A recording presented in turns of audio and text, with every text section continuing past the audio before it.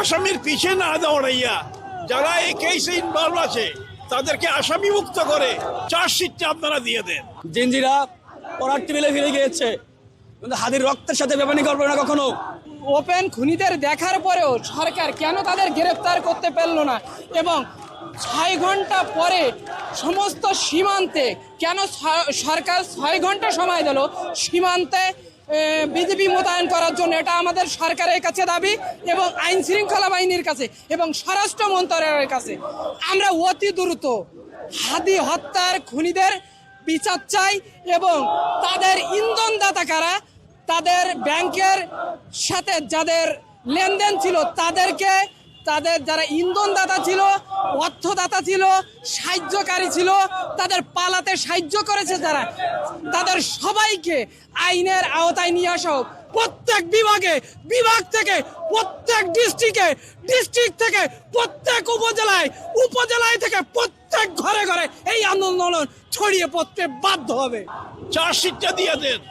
এই ছাত্রদের আশা আকাঙ্ক্ষার উপর অনেক রেখাপাত করবে যদি সত্যিকার ভাবে যদি বিচার অনুষ্ঠান না হয়। চার্জশিটটা দিয়ে দিলে বিচারটা আরম্ভ হবে।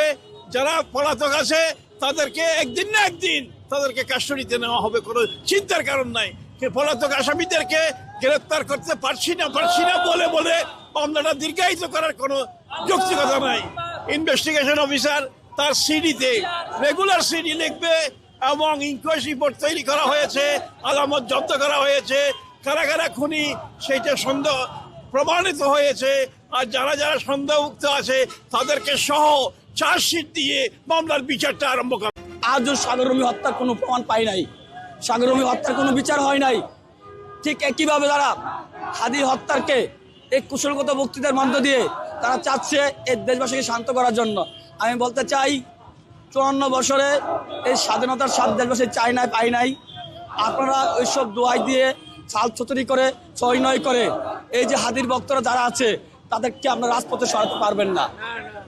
আমরা প্রয়োজনে আজকে কর্মসূচি দিচ্ছি সড়ক অবরোধের, প্রয়োজনে আমরা সারা বাংলাদেশ আবার লকডাউন ঘোষণা দেবো, যেটা জুলাইয়ের মাধ্যমে হয়েছিল। এই সরকার বলে দিতে চাই, জিঞ্জিরা পড়ার টেবিলে ফিরে গিয়েছে, কিন্তু হাদির রক্তের সাথে বেমানি করবে না কখনো। জিঞ্জিরা প্রয়োজন হলে আবার রাজপথে নেমে আসবে। এই সরকার গতকালকে বলেছে এই মামলার অগ্রগতি 100% 90% হয়ে গেছে, তারা বাকি আছে 10%। এই 10%-এর জন্য কি সরকারকে 14 দিন ওয়েট করতে হয়, 10-15 দিন ওয়েট করতে হয়? কেন ভাই এই 10% কেন হচ্ছে না? এই 10% কার ইন্ধন আছে? আমি মনে করি এই 10% হচ্ছে না তাদের জন্য। এই হত্যার পিছনে যে রাঘব বোয়ালগুলো আছে তাদেরকে তারা শনাক্ত করতে পেরেছে, কিন্তু তাদের সহজ ইচ্ছার কারণে তাদেরকে প্রকাশ করতে পারছে না। আমি বলে দিতে চাই, শুধু হাদি হত্যার প্রধান আসামিকে দললেই হবে না। এই আসামিকে হত্যা করার জন্য কারা পড়াশোনা দিয়েছে, কারা অর্থের লেনদেন করেছে, কার অ্যাকাউন্ট থেকে লেনদেন হয়েছে, সবগুলো দেশবাসীর কাছে পূর্ণভাবে প্রকাশ করা না পর্যন্ত এই জিঞ্জিরা রাজপথে ছাড়বে না ইনশাল্লাহ।